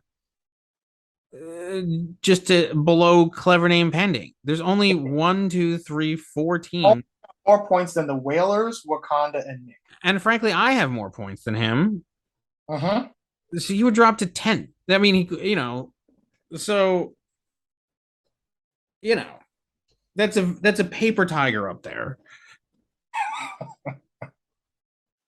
That's it's a paper tray. It's a and I mean a paper mache. In a minute, but his bow tie is only slated to get 107 again. Out of all the teams, I mean, there's your usual Zamunda 107 also, but he's slated to play another weak opponent. Is he going to be 4-0? I don't know. Well, let's get into that game. Let's start there for next week, okay? So clever name betting versus Tilla Trey team. 107 to 118 is the projection at this point. Carson Wentz, we picked up, who was looking, mighty fine in the first 2 weeks, and and then he has a dud. 8.64 points. This week he's going against Dallas. Let's see what happens there. But Mahomes going against Tampa Bay. I think Mahomes is going to win this battle. If you ask me. And you have Robinson and Deontay Johnson going against Metcalf and Cooper. So I think I think Cooper's the only wide receiver that's going to do anything out of this 4, to be honest with you. I don't think Metcalf is going to be that good against Detroit. I don't think Robinson is going to be good against San Francisco.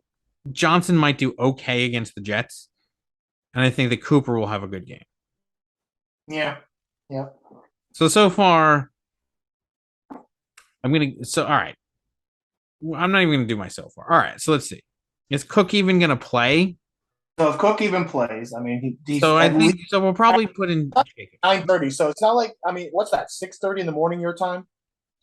So it's not like Bowtie can wake up and have a cup of coffee and be like, oh, let's see. That game's going to be over by the time he wakes up. So he needs to get Cook out of there Saturday night. Yeah. He needs to get him out of there Saturday night or monitor. I mean, the advantage of it being a London game is that because it's 6:30 out here is when it starts, which means that they have to declare at 4 a.m. I think. No, 5 a.m. What is it? What when he's just drunk? Well, yeah, I know. Yeah, I've probably stumbled home from the bars. No, so what time? Wait, so when do they have to declare? Normally for a 1 p.m. game, what is it? Noon? Yeah, an hour and a half. 30? An hour and a half. Okay. Yeah, so in the morning. Yes, it's gonna be 4 in the morning out here. So 5 in the morning your time, yeah. Yeah, 5 in the morning. Last call at the bar. I mean, last call's at 2. So okay, so stumbling home drunks at 5 a.m. Right. But let's say that he manages to put in Jacobs, who actually might be a better move at this point. I mean, what's the status of Cook at this point? Did not practice. We didn't have to wait for the injury report because Vikings coach Kevin O'Connell said it was safe to assume Cook would be held out of practice Wednesday. He noted the team would try to get him some walkthroughs before making a decision on his status. If he can't go, Alexander Mattison will inherit the bulk of his role. Mattison would be a clear RB1 for week 4. I don't think he's going to play. They're going all the way over to London. I mean, the chances of him playing are very slim. So I'm just going to say Jacobs is probably the guy. In which case, well, I think that's an upgrade. Mixon against Miami. Mixon done diddly squat. He has, but I'm just trying to think. Well, week 1, 21 points is fine, but yeah, but I'm trying to think. Who did how did Dobbins do 2 weeks ago? Dobbins, I think he's been hurt. He hasn't even played. Or not Dobbins, Miami's given up the 13th fewest points to running backs this season. So yeah, so Fournette against Kansas City, and then Hunt at Atlanta. Hunt might be okay. Um, Waller against Denver. I mean, I don't know there, but Goddard against Jacksonville. I think Goddard has the edge there. defense is surprisingly good. What was that? Jacksonville's defense is surprisingly good. Yeah. Connor, what's the status on him? Was limited at Wednesday's practice. Knee issues, major concern. Connor downgraded, did not play third. What is this from last week? He should be teed up as an RB2 for week 4 against Smith. Okay, whatever. Versus Bateman, who's really not been panning out. Oh well, no, I'm sorry. Last week he didn't pan out. The 2 weeks before, going against Buffalo, that game might be a shootout. So okay, I don't know where to go.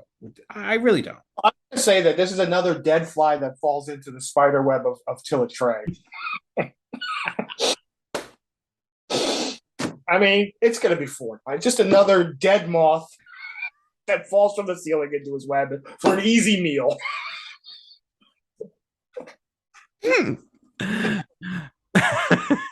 Or no, pencil in it. I know. Eventually, they're going to be like, I don't know, a live hornet that falls in there and rips them to shreds. But right now, another dead moth from last night that just falls into his web for an easy meal. I don't see much of a punch here, especially if he plays players that are already freaking dead. Robinson's done. You got to get Cook out of there. I mean, it's an easy meal for Tillett. Sure. So far, feasting on dead moths and dead flies. I can see. I see no flaw in that logic. All right. Yeah, let's go with that. All right. Spider web. We could just use the same web because whatever falls in there is dead.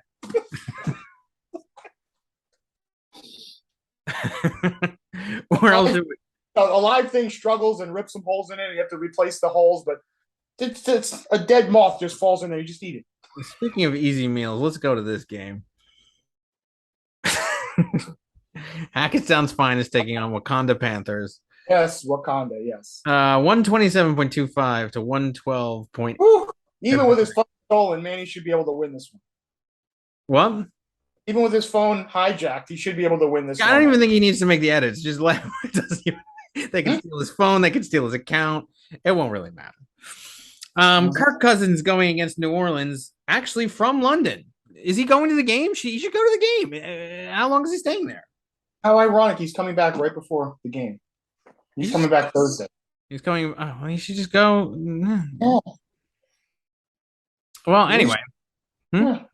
At least you could say your phone was stolen at the game. That's kind of exciting. I know. I actually really want to go to a London game. I was going to go this year, but the timing doesn't work out properly.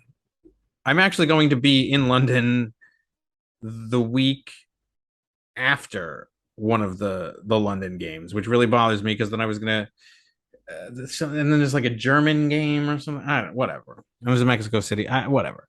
Anyway, Cousins against New Orleans. I mean, New Orleans is terrible. Cousins might do all right, but Burrow against Miami. I think Burrow. That's on Thursday night. I think he'll do much better there. What's going on with Gabe Davis? Gabe Davis' ankle was limited in practice. So not only does Manny kick off the receiver who just had a great game, he was the other receiver with an ankle injury. This must be the crooks making these moves. I'm gonna maybe I hired them. Chase against Miami, so he's got at least Burrow throwing to his receiver. That's good, but then Lazard again. I mean, clearly the Dobbs guy is getting the bulk. So the whole thing about Lazard, who's questionable in and of himself, ankle, limited. Yeah. And then Thielen, who also sucks, but so he has his shitty quarterback thrown to him. Taylor and Henry, two. I mean, Henry had a great game last week. Is he going to do it again? And Taylor has been a disappointment. I just don't. Mustard has got to get out of there, especially for Thursday night. Williams is set to have a humongous game against the Seabags, who can't stop the run, and he got 24 points last week. And Swift might be hurt. Ooh, now this guy should be amazing. Yeah, and then Kelsey, and then Javante, his buddy, who saves him every week with terrible scores, but it doesn't matter. It's enough. And then, but Traylon Burks. But hockey should be putting in Madison for Mustard. I mean, I would hope that hockey remembers to put in Madison for Mustard before tomorrow. Mm-hmm.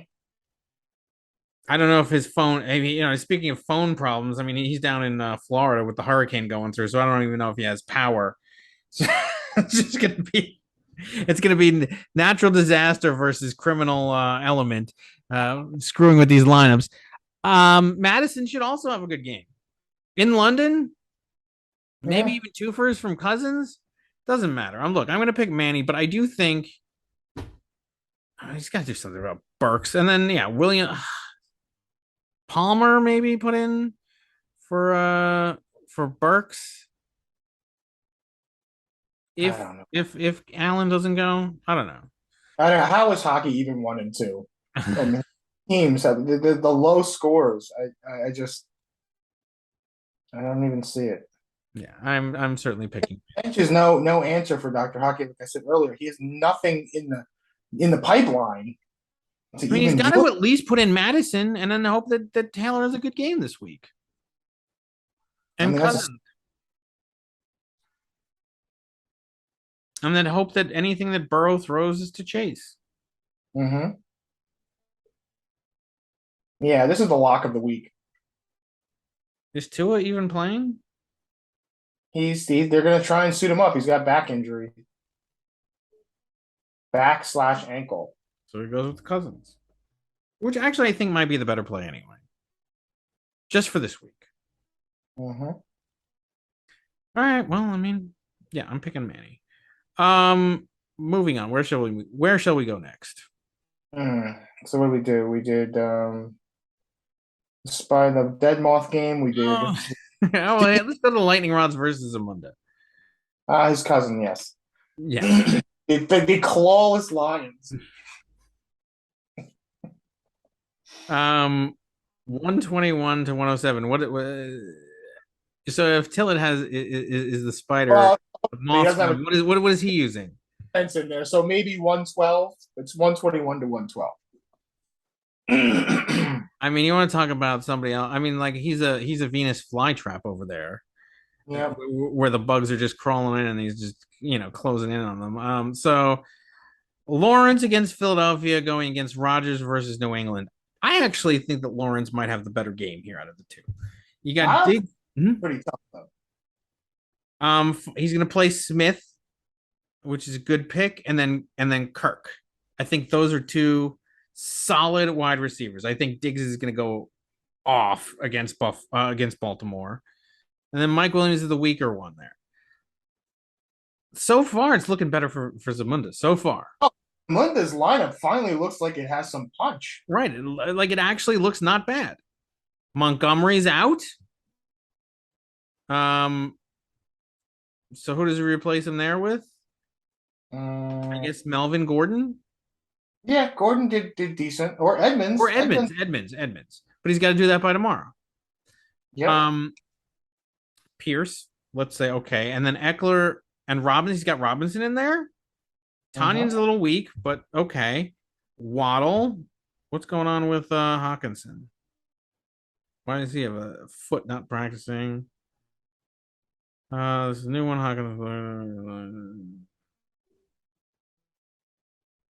Wow, nobody's practicing. All of these guys come to play. Nicky Baby could put up some big time. I'm going to pick Zamunda in this game. I think the Zamunda can win this game.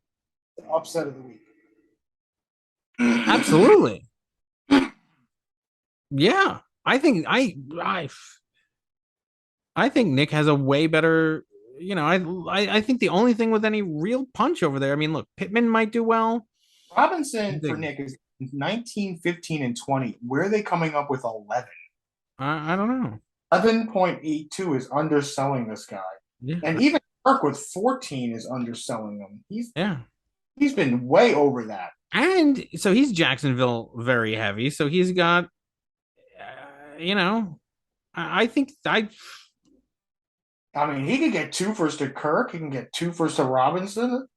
Waddle. I mean, Nicky baby, this is a nice lineup. I agree. I think he finally gets off the schneid with this one.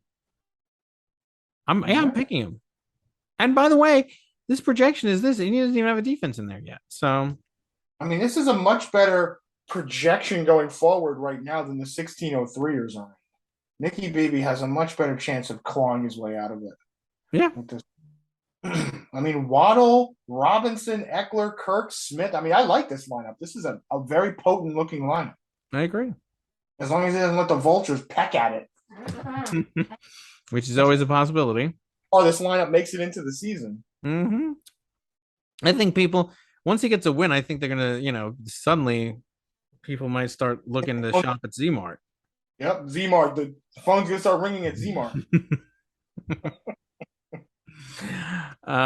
But yeah, I'm picking Nick for that game. And then on the other side, you got to get Montgomery out of there. So yeah, so you put in Edmonds, but you got to do that by tomorrow.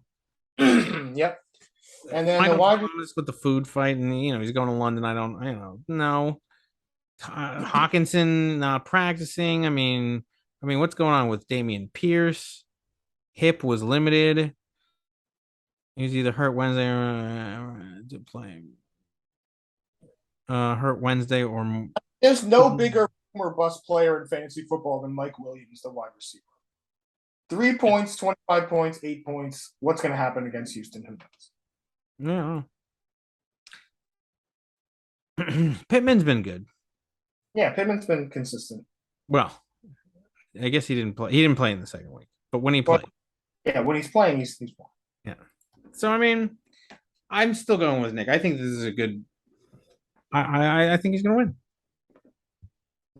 Yeah. I definitely with this lineup, I'll be surprised if Nick loses. Yeah. All right, let's go on to Nick and Jamie versus the Whale of Destiny. All right, let's see what match of the first champion here. He's pretty much going with exactly the same lineup, except he's smartly got Oil of Olave in there.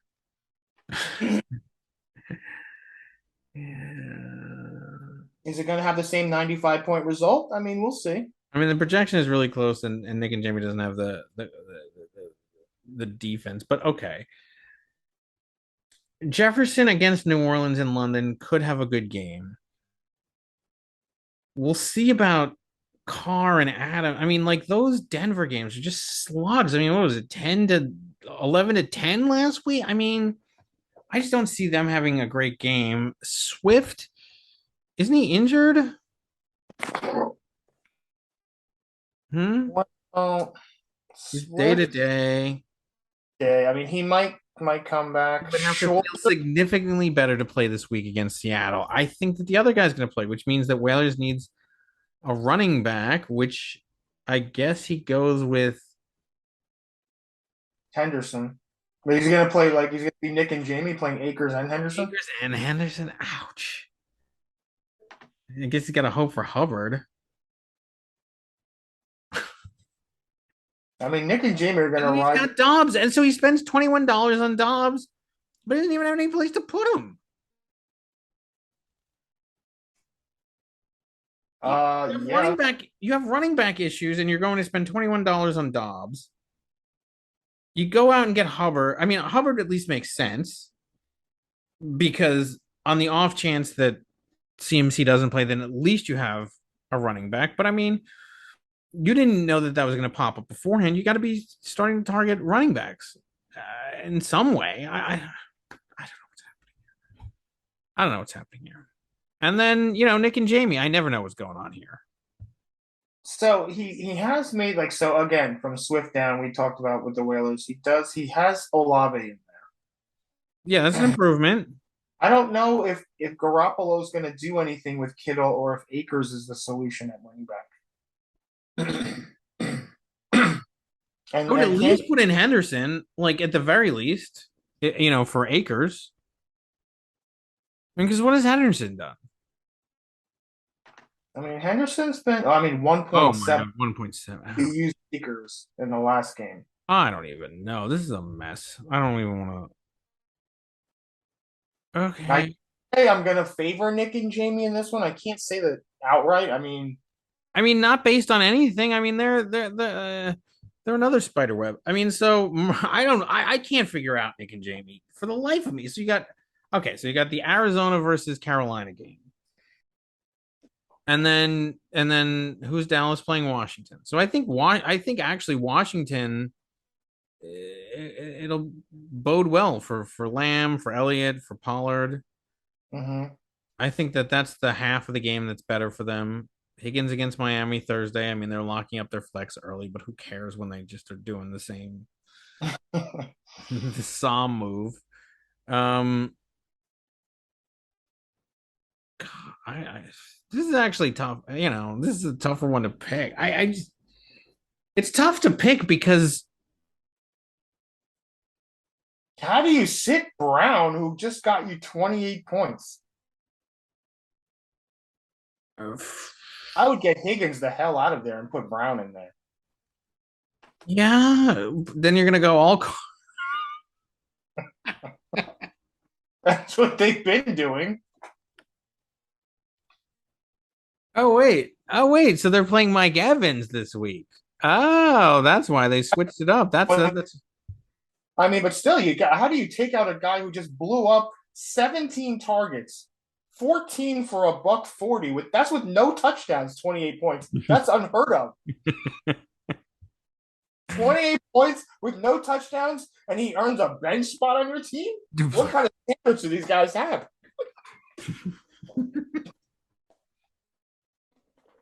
I'm sorry. You just had the game of your life. You can sit.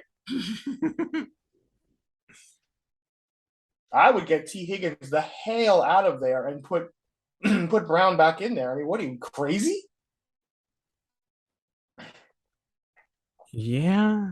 CeeDee Lamb, Mike Evans, and Marquise Brown with those kind of numbers he's been getting. I mean, that's a 1, 2, 3 punch right there. What? I don't know why you would sit that guy. I don't know. The one guy who gets you 28 points, you're going to sit him? Or go sit down? Points without a touchdown? Show me anybody who's gotten 28 points without a touchdown ever. That's bizarre. I just don't. I don't know about that. I don't know. This whole game's a head scratcher. I really don't know where to go with this. I don't. It looks like Whalers can win it, but I mean, Nick and Jamie, they have the pieces if they just play them. But even if they don't, they still end up winning. You know what? I will say this. I think if they finally go away from their formula, Cowboys and Cardinals, don't make a Cardinal mistake. I think the Brown for Higgins has to happen before tomorrow night. Yeah. But we'll see. I mean, they are Nick and Jamie. They're the coach. They're 2-1. Whatever Tillett falls out of Tillett's thing on the floor, they're like I don't know what's on the floor. Cockroach. they're the centipede. I guess whatever falls out of the spider web. These guys are a combined 5-1, feasting on dead insects. Unbelievable. All right, so who are you picking? It's a tough one. I mean, see what happens. I mean, Nick and Jamie on paper could do something. I think if Swift is injured for the Whalers and ends up not playing, I'm going to take Nick and Jamie. Because I just don't see Jefferson. I'm taking Nick and Jamie as well. I'm going to take Nick and Jamie right now. Because of, I mean, I think that the Denver game is going to be a slog. I think Swift is not going to play. Olave should have a good game, but other than that, look, I think Lamb against Washington. I just think I I'm think Mark Lattimore. So Jefferson has shown to struggle against big name cornerbacks, and big play Slay in Philadelphia absolutely shut him down. I don't know who was on him in Detroit, but New Orleans has Lattimore. I think he totally takes away Jefferson, and they go to Thielen. So don't be surprised to see Jefferson or struggle. KJ Osborne maybe. And maybe Manny will prove to know something that the rest of us don't. He's in London. Maybe the robbers took his phone, but then he still managed to log in because he like met with some of the Vikings staff who said, you know what, go pick up KJ Osborne this week. I'm going to say that Akers' fumble late in the game is going to bring a frown to Coach McVay's face, and he's going to start off with Henderson. And I don't think Kittle's going to have anything with the return of Jimmy Garoppolo, as you saw last week. Especially playing the Rams with Donald in his face and Ramsey taking away people. I mean, I'm going to go with Nick and Jamie. I mean, they're going to be very reliant on that Monday night.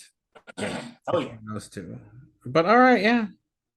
Or if he goes with the double set of the double running back, and then he just has that whole thing down going. I mean, you want to talk about a span? He's gonna have the London game. He's got the Monday night game. He's all over the place. He's got the Sunday night game. It's a long. Yeah, this one's not going to be decided for a long time. Yeah, he goes all the way from London to Monday night, as opposed to the Nick and Jamie. We're watching 2 games and I'm done. All right, yeah, but I'm picking Nick and Jamie. All right, let's move on. I guess we move to our game next, right? Let's see. We've done that game. Only one left is the fan after this one. So the fan last. Mm-hmm. Okay. All right, let's go on to our game. They have you in at 110, but is the lineup complete? I guess you'll have to wait and see on McCaffrey. I don't. And again, this is another thing. Why are they giving McCaffrey 19 points? He's got nowhere near that this season. Do they actually do realistic projections or just he's McCaffrey? I think they just do The that. other flip of the coin, why is Herbert getting 7? He just got a 30 burger. Why are we giving him 7? Who's making these calls? Helen Keller? In Braille just picking the numbers? McKenzie also, What is this? I don't know. Yeah, McKenzie with 8 coming off a 21-point performance. Going against the weakest defense with Gabe Davis possibly out. Yeah. And Andrews, who's blown away 15 points. Come on now. I mean, it should be 130 something to 123 in favor of you. Nah. I mean, by the way, this might be the first time that we're finally not favored, so we can't disappoint even anymore. Yeah, we'll see. Obviously, you have but I mean, here's the problem. And we've got a number of problems as usual. So Allen going against Baltimore, yeah, he's gonna do all right, I think, probably. We got the Thursday night game tomorrow with Tyreek Hill going against Cincinnati. We'll see about Wilson at Pittsburgh. Patterson versus Cleveland. It's a good matchup. Singletary at Baltimore. I don't know. We'll see there. He's known to Njoku at Atlanta. I'll see about Allen. I don't know. You can go over my. Hill and Allen should carry you though. We'll see about Tua and see about Wilson. I don't know. You still should win though, but and I would pick you anyway, but we'll see. I think you got it. You've obviously done your research with Brisket over here. I mean, he loves himself some tight end action, which is ironically is gonna. There's a lot of cross points going on here. Cross pollination over here. Brisket throwing to Njoku, and then you got Allen throwing to McKenzie. How convenient that Dave Harback has made these counter offer moves. Cooper Kupp's going to get hit. And again, if you look at all the way down my list, everybody goes by the 1 o'clock games. That I always hate that. You have no backup plans. You're stuck with whatever points they get, and you go all the way to the Monday night, which pisses me off. but Cooper Cup's going to get his. McKenzie, I mean, why Manny would drop it again? Thanks, Manny. McCaffrey, we don't know I mean, about. McKenzie could do nothing, by the way. I mean, he didn't, the first week. I mean, he's got 60. Always in double digits. I mean, 25 carries for 108, 15 for 108. He's getting 100 yards rushing. Oh yeah, he's gotten 100-yard rushing. The only thing, the thing that's been keeping McCaffrey down is he hasn't really had the touchdowns. But yeah, the receptions out of the backfield are down. That's because Baker sucks. Yeah. But this Herbert guy is poised to just blow it up. 157 yards and 2 TDs. That's real. That's big time. Right there, playing at the Giants, who suck ass. And Andrews has been blowing it up for you. I mean, you've got some weapons on this team. And Cooper, I mean, the pieces are in place there. I mean, Brown, what can Brown do for you? I mean, he's gotten double digits every game he's played. This is going to be a lot closer than this horseshit projection that Yahoo's putting on there.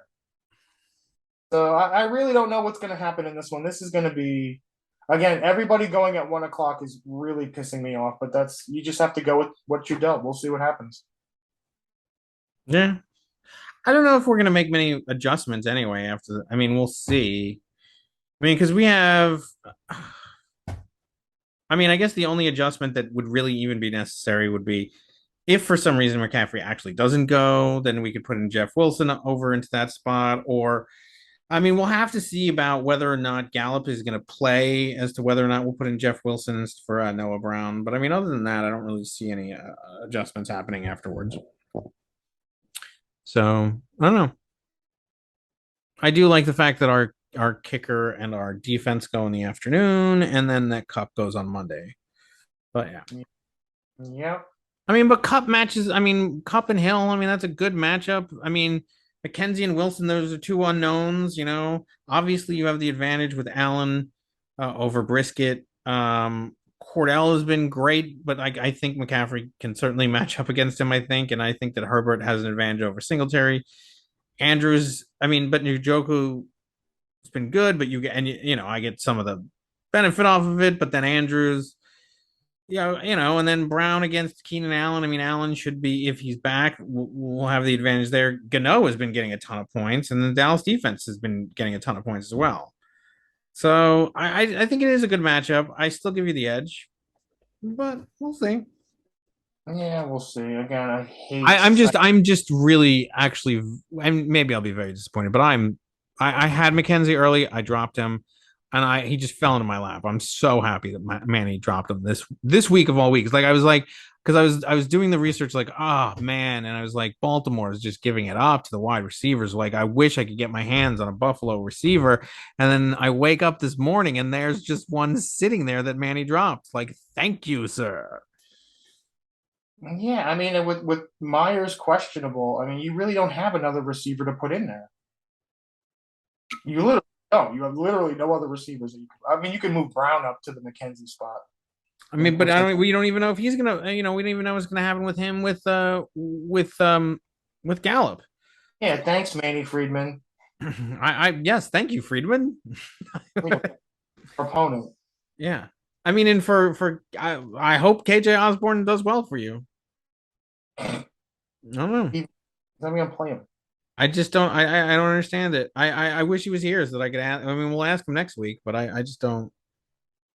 Or maybe it'll be so plainly obvious when McKenzie throws up a goose egg, and I just have to go, okay, what happened? I don't know. I would have preferred that the game be at Buffalo, but you can't wish for everything. All right. Now moving on to the fans game. This is the fan versus Gronky Kong. This should be a very good game. So the projection is 131.92 to 121.67. But Lamar Jackson with a 28. I mean, that's undercutting in the man. I mean, come on. He barely the first game. Yeah. Has he ever gotten 20? No, he's gotten 26 the first week, and then 48 and 47. You got to add 10 points to that projection. I mean, come on. 28 is a low number. 27 is the projection for Hurts. He's got 24, 35, 35. So I think that's a little bit closer to where he'll be. He'll be probably at around 30. So, I mean, what a quarterback matchup this is going to be. Um, Sutton. I mean, I'm surprised at how well this guy's been doing with no touchdowns. You know, um, Rocky Kong had Pitts last season, so this is going to be his player going up against him. That's hmm, interesting. And didn't Eugene they swapped tight ends? Didn't Eugene have Higbee last season? probably. I think so. Um, Ayuk with 12. So I do think that Sutton is going to outperform Ayuk. I mean, he picked up Zay Jones who had 24 points, and I'm surprised he's not playing him. Yeah, I don't understand what's going on. You got to get Ayuk out of there and put Zay Jones in there. I think first of all. I agree. Um, Brown has been fantastic as well. Mm-hmm. Um, as has Barkley. Najee, very pedestrian. Chubb has been pretty good, but I mean, like I just, I mean, there's so he's playing Hall instead of Etu. All gotten double digits. Yeah, so Hall's I think solid enough to counter whatever might come because I think Barkley will do well, and I think that I think Hall will nicely at least stay even with either of the two with Harris or Chubb.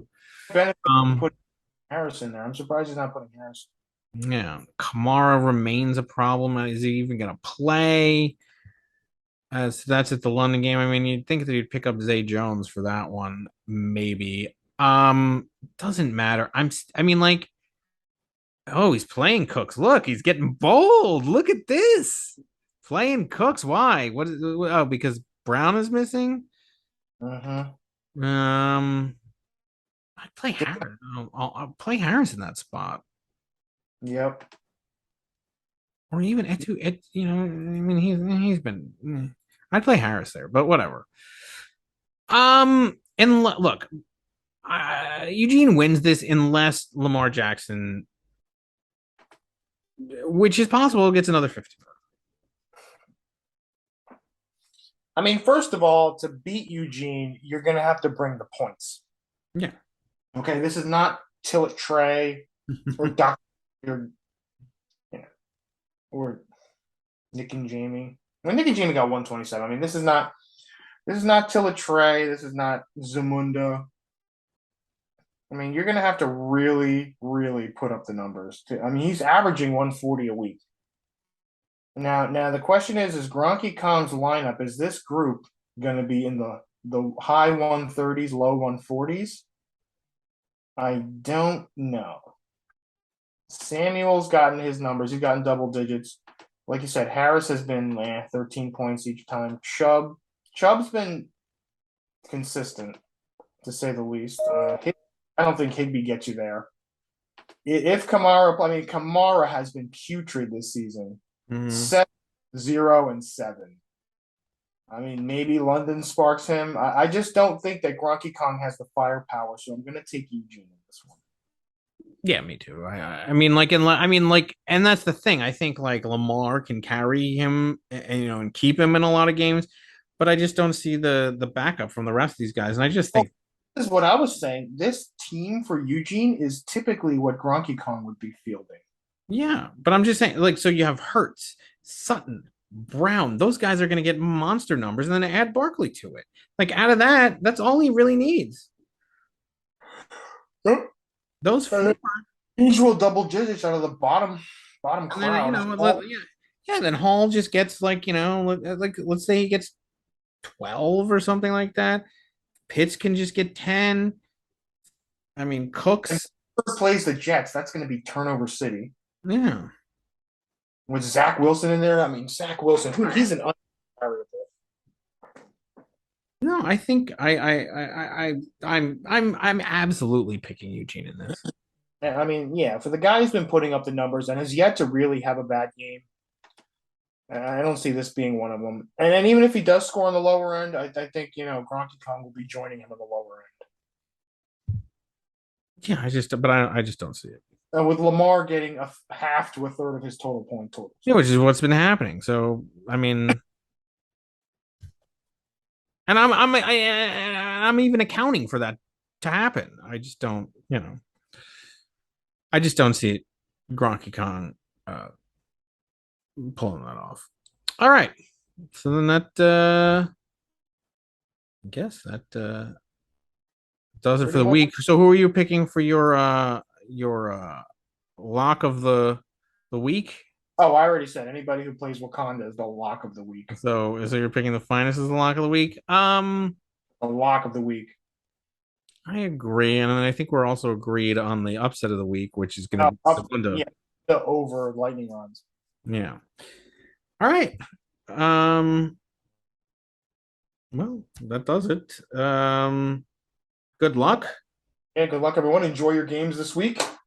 Yes, one of the two of us will be very disappointed. Oh yeah. Next podcast.